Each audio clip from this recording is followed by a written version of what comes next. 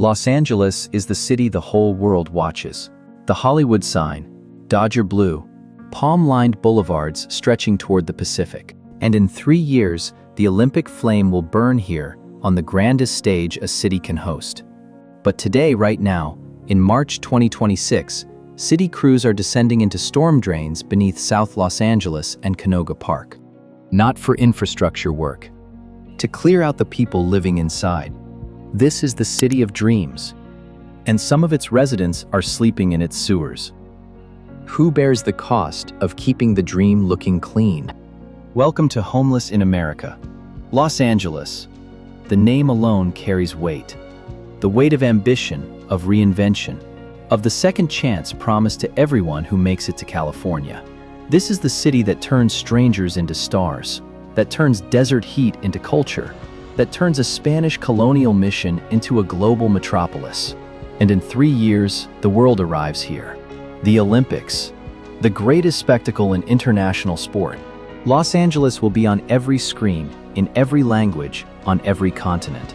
But today, in 2026, we are going somewhere the cameras haven't followed yet. Into the storm drains, into the tunnels beneath the 110 freeway, into the hidden spaces where, after years of encampment sweeps, some of the most vulnerable people in this city have retreated, not because they want to live underground, but because above ground, every surface they touched has been cleared. This episode is not about the number that went down.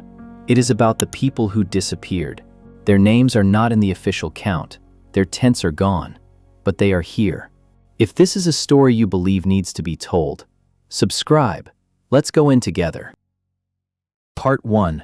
Context and the people being left behind. Los Angeles has always lived inside a paradox. It is the most unequal major city in the United States by certain measures, a place where a one-bedroom apartment in Silver Lake now lists above $2,500 a month, and where the average home price crossed $900,000. It is a city built on the idea of arrival, and yet for tens of thousands of people, it is also the place where arrival ran out.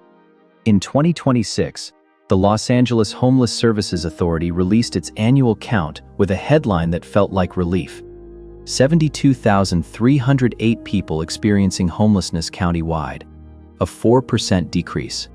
43,699 in the city alone, a 3.4% drop from the year before. For a city that has spent years watching those numbers climb, the headline read like progress. But read the second paragraph. A Rand Corporation study found the official count captured just 68% of the unsheltered population in 3 key neighborhoods, and the count's accuracy had worsened 2 years in a row as rough sleeping grew. 1 in 3 people on Skid Row, Rand estimated, simply wasn't counted. So, 44,000 people counted, but how many uncounted? And then there is the mortality number, the one no press release leads with. In 2024, Los Angeles County recorded 2,208 deaths among people experiencing homelessness. That is 6 lives lost per day.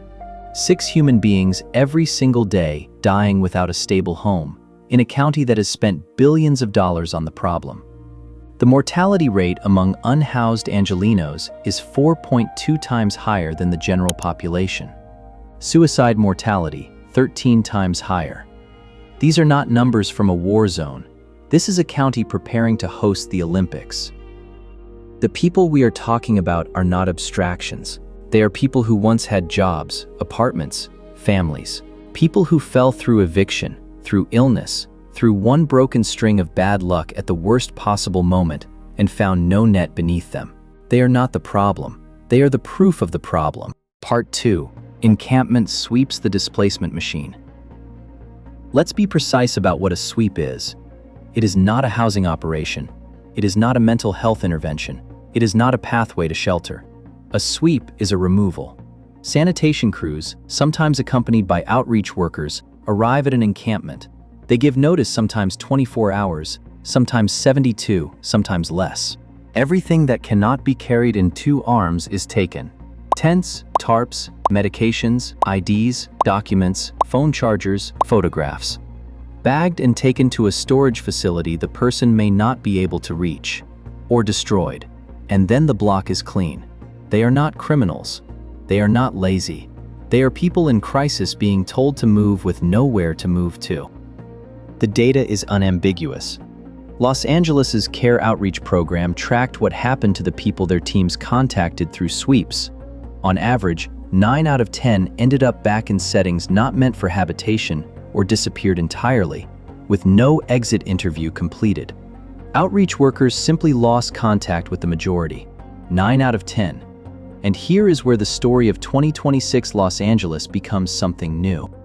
Because when a person is swept repeatedly from Skid Row, then from Echo Park, then from their South LA block, they learn, they adapt. They go where the sanitation trucks cannot follow. Into the storm drains.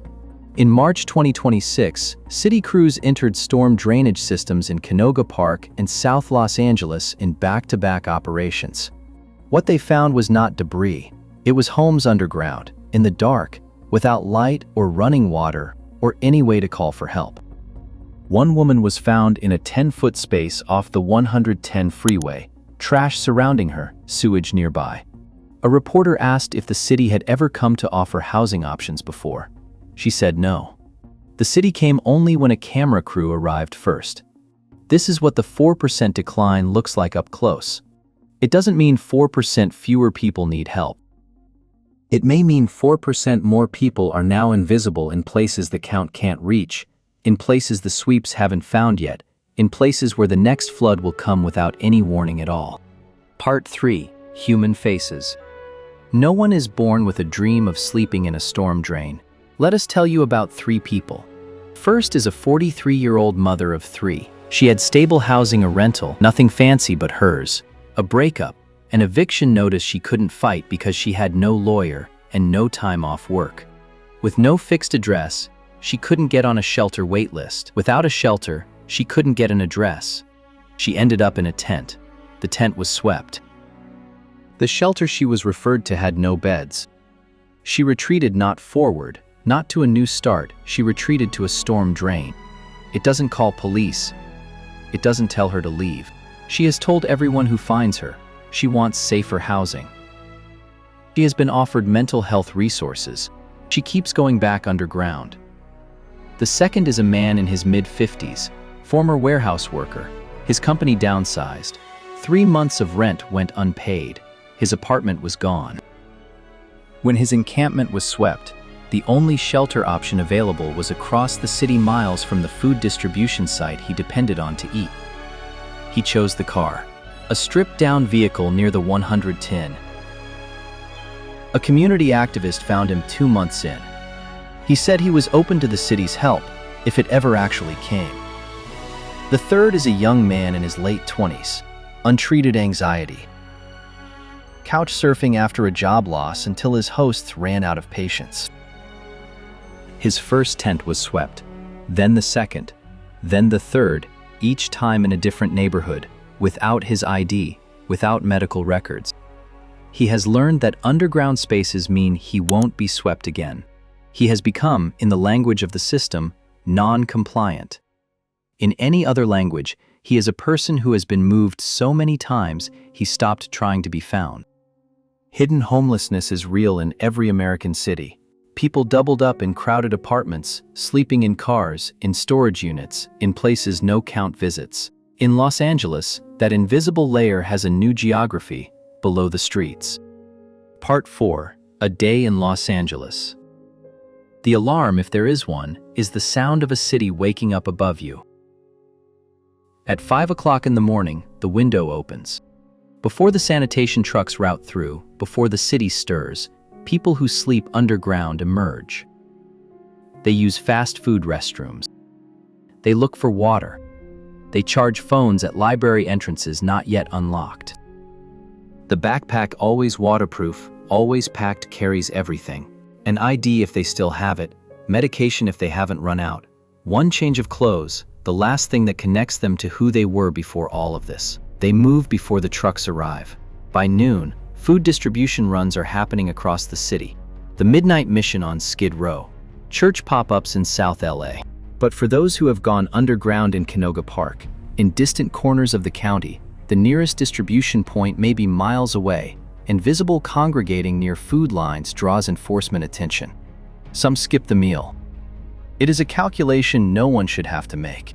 The afternoon is the most dangerous window for those inside the drains. Afternoon heat turns the tunnels into ovens in summer. And rain, any rain, can flood them within minutes without warning. Air quality is poor. Surfaces carry contamination, and yet, above ground means being seen. Above ground means the next sweep. The calculus, brutal and simple, is this: drowning risk below, displacement above. People choose what they can live with because they have no other choice. At night, they return. In one documented case, a woman covered an open manhole with a doghouse to mark her entry point. The tunnel below had become a sewer, filled with human waste. No running water, no light. That tunnel was her bedroom. If you are watching this from a couch or a bed or any place that is yours tonight, this is the distance between your life and hers. It is not character. It is not fate. It is a system that ran out of answers and a human being who had nowhere else to go.